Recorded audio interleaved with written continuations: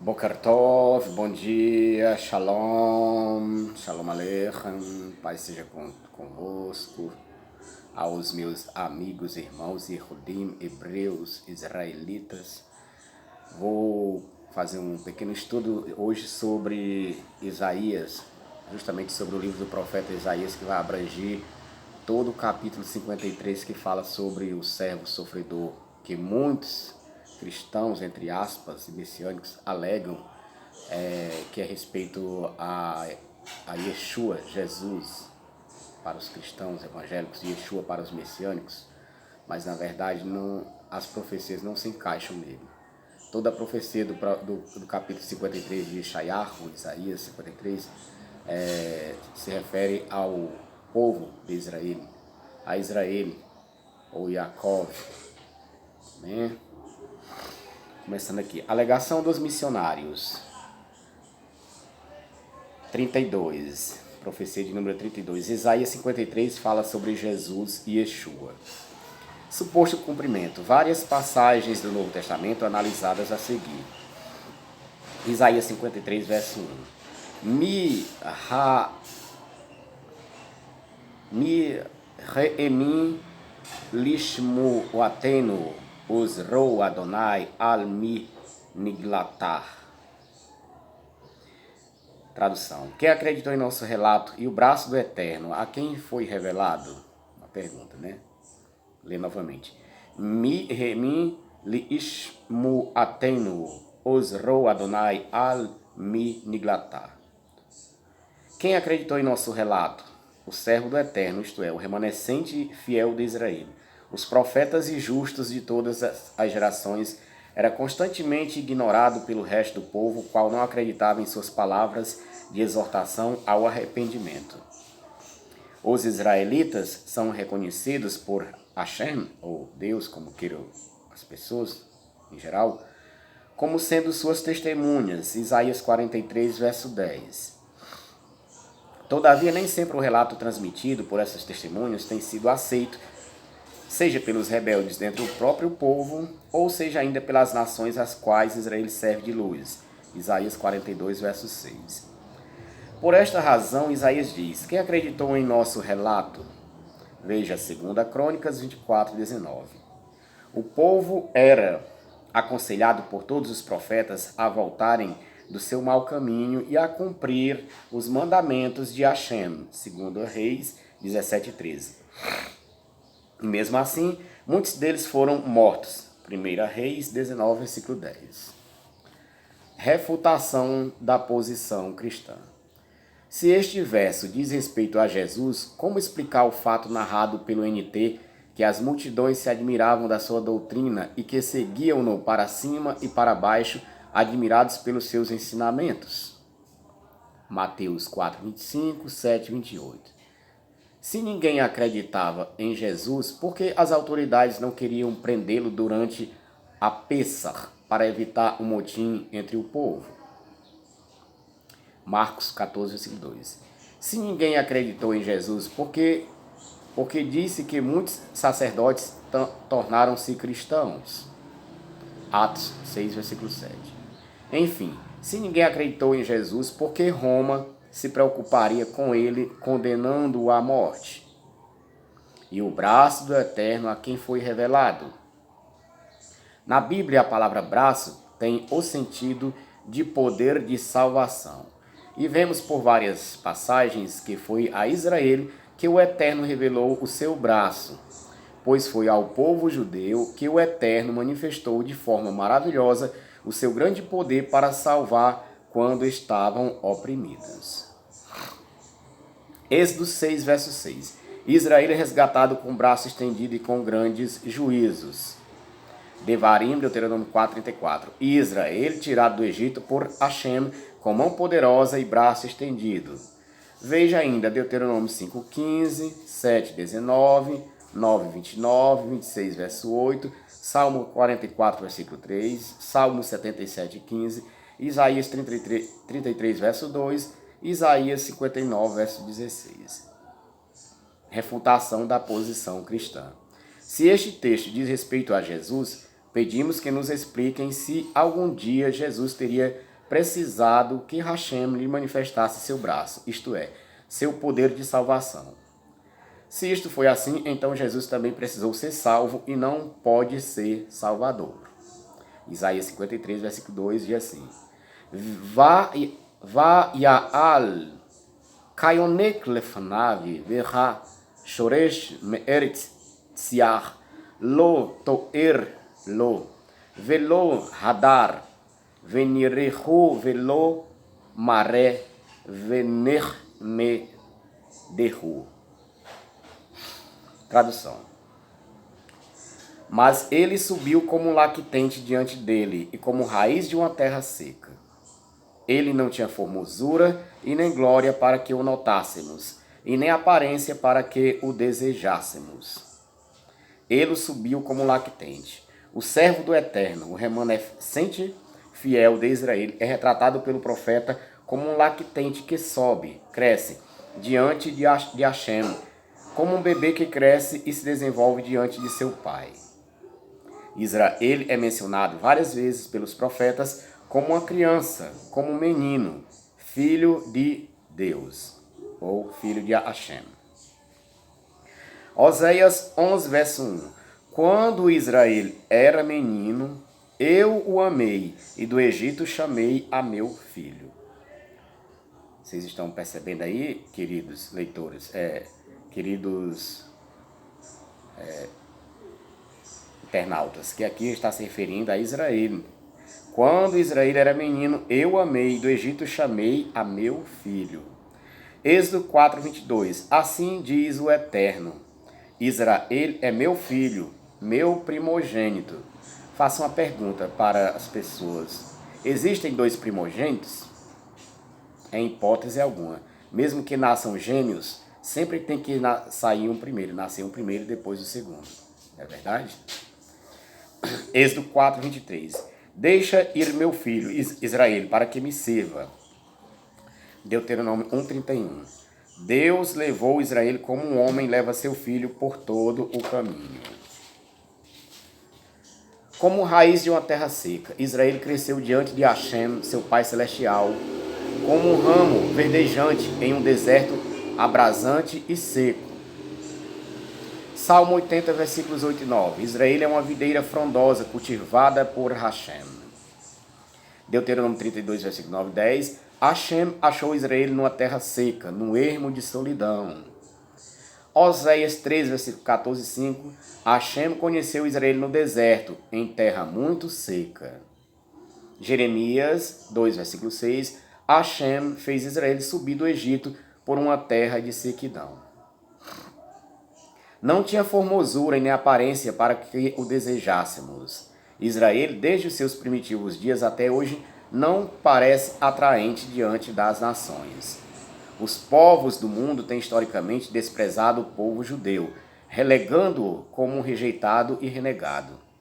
Isto é um fato inegável desde que os judeus estiveram cativos no Egito até os dias do Holocausto nazista. Isaías 51, versículo 7. Israel não deve preocupar-se com a injúria dos homens. Jeremias 33, 24. Israel, desprezado e ignorado como povo pelas nações. Refutação da posição cristã. Se esta passagem se refere a Jesus, como explica-se o fato de Israel ter sido chamado de filho de Deus e primogênito muito tempo antes? Note que o termo primogênito refere-se ao primeiro filho gerado, o mais importante. Não podem existir dois primogênitos, e assim Jesus não pode ser chamado de primogênito de Hashem, quando Israel já foi chamado assim séculos antes.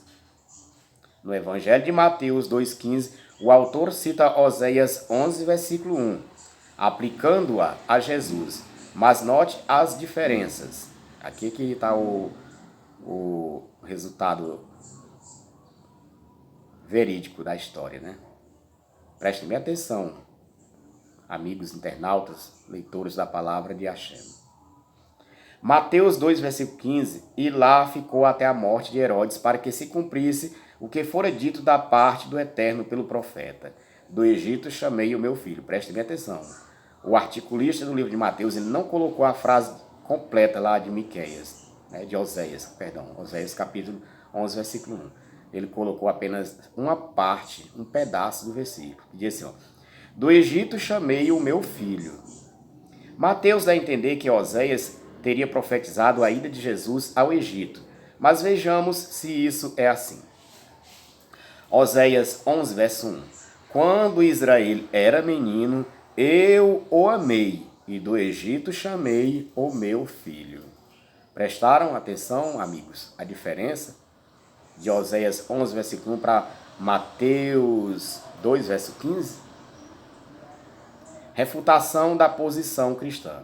Veja, quem é mesmo chamado de filho de Deus pelo profeta Oséias? Israel, é claro, não tem nada a ver com Jesus ou com qualquer outra pessoa. Se Mateus era confiável e agia de boa fé, por que então omitiu vergonhosamente a primeira parte do verso de Oséias, que diz claramente que o filho tirado do Egito é Israel? Sejamos honestos com a verdade. E mais, será que Jesus foi conhecido numa terra seca, desértica, assim como ocorreu com Israel, como já vimos? Bem, todos sabem que Jesus teria nascido na Judéia, ainda que haja controvérsias entre os pesquisadores, pois, segundo alguns, ele nasceu na Galileia. Seja a verdade qual for, fato é que ambas as regiões ficam dentro das fronteiras de Israel, que, de acordo com a Bíblia, não é uma terra seca, um deserto, mas sim uma terra que emana leite e mel. Êxodo 13, versículo 5. Uma terra fértil, Neemias 9:35. Terra de trigo e cevada, de vides e figueiras e azeite e mel, Deuteronômio 8, verso 8. E finalmente, quando foi Jesus alguém não desejado? Os gentios até hoje seguem cegamente sua doutrina. Multidões e gerações acreditaram nele e desejam seguir seus passos como se ele fosse alguém digno de ser seguido. Além disso, os cristãos têm em Jesus o desejado de todas as nações, numa referência a Hagai, ou seja, Ageu 2, versículo 7. Como pode ser ele o desejado das nações e ainda assim não ter aparência para que fosse desejado? Agora vem Isaías 53, verso 3, no hebraico, depois vou traduzir, que diz assim: Nivze vahadal ishim, ishi, mahe ovoti vidua roli, urre master panim mimenu, nivze velo ha-ha-shavenuhu. Traduzido: ele foi desprezado e rejeitado pelos homens, um homem de dores e experiente em enfermidades. E como alguém de quem se esconde o rosto, nós o desprezamos e não o consideramos. Desprezado e rejeitado pelos homens.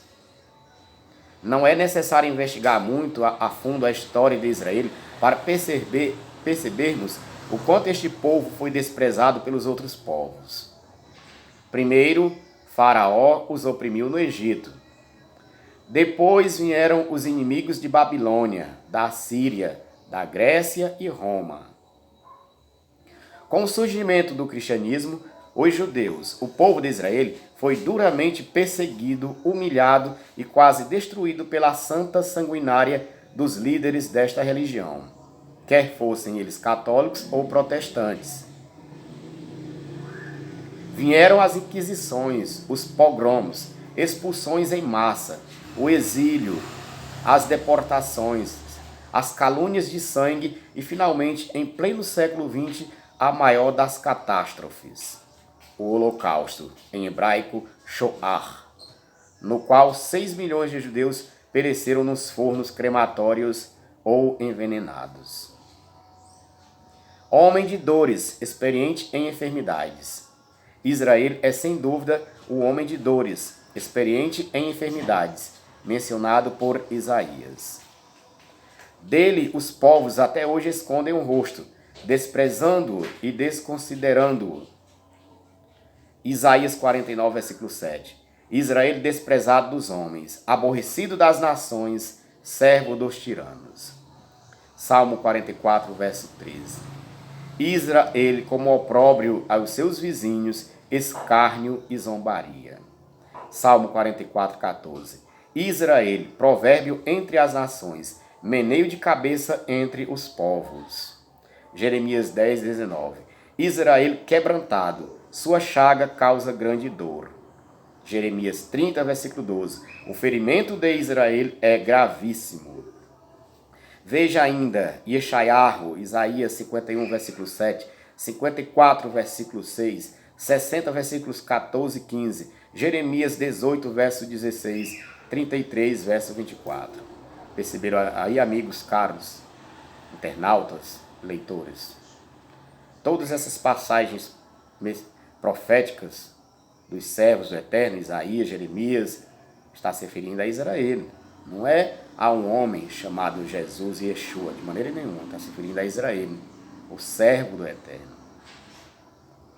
Refutação da posição cristã. E quanto a Jesus? Foi ele algum dia desprezado dos povos? Não é isso que diz o NT. Ele era seguido por multidões.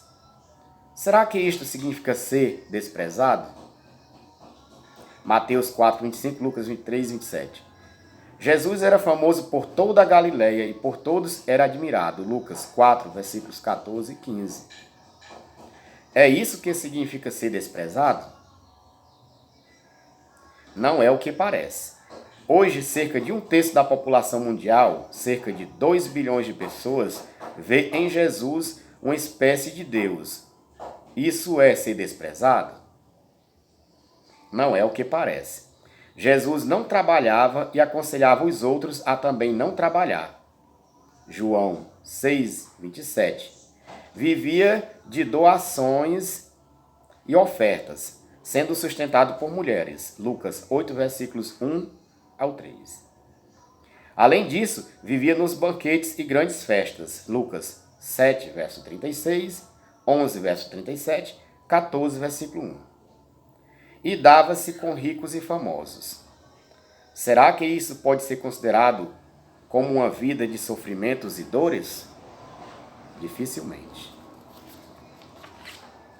Vamos mais para frente. Isaías 53, versículo 4, diz assim: Ahem Rolaenu Hu Nassá Umarro Venu Sevalam Vanarno Racha Venuhu Nagua Muke Elohim O Meuner. Tradução. Isaías 53, verso 4. Certamente ele levou as nossas enfermidades e nossas dores suportou, e nós o tínhamos como alguém abatido, ferido de Deus e oprimido. Ele levou as nossas enfermidades. O servo de Hashem, o fiel remanescente de Israel, sofre juntamente com os pecadores dentre o povo, levando suas dores. Assim vemos os profetas e justos antigos pedindo e intercedendo pelos que de fato pecaram contra as leis de Hashem. Moshe, por exemplo, pediu a Hashem que perdoasse o pecado do povo. Levou sobre si a enfermidade de sua nação. Êxodo 32, versículos 11 e 12. Daniel, embora sendo justo, assumiu a culpa pelo erro do seu povo em suas orações. Levou, por assim dizer, as enfermidades de sua nação e de sua gente. Daniel 9, versículos 4 e 5. Jeremias, é um outro bom exemplo em sua ousada e apaixonada defesa do povo judeu, mesmo quando esse não correspondia à vontade de Hashem. Jeremias 30, versículos 23 ao 25. Ferido de Hashem e oprimido, Israel foi ferido de Hashem, pois segundo os profetas foi o próprio Eterno que causou sua chaga e ele mesmo é quem a sara. Isaías 60, versículo 10. Hashem feriu Israel em sua ira. Oséias 6, versículo 1. Hashem feriu Israel e é quem o cura. Salmo 44, 19. Israel foi ferido pelo Eterno. Refutação da posição cristã. Jesus não tomou sobre si as dores ou enfermidades de ninguém, uma vez que disse que quem desejasse segui-lo deveria tomar sua própria cruz. Mateus 16, 24. Assim, ele não pôde ser considerado como alguém ferido de Hashem no sentido de trazer a redenção. Ele foi sim ferido por Hashem, foi considerado maldito. Deuteronômio 22, versículos 21 a 23. Pelas suas próprias transgressões e recebeu sobre si mesmo a paga pelas suas más obras, morrendo pendurado no madeiro, isto é, sobre uma cruz romana. Vou dar aqui uma pequena parada para enviar esse vídeo para o YouTube. Depois continuaremos. Amém?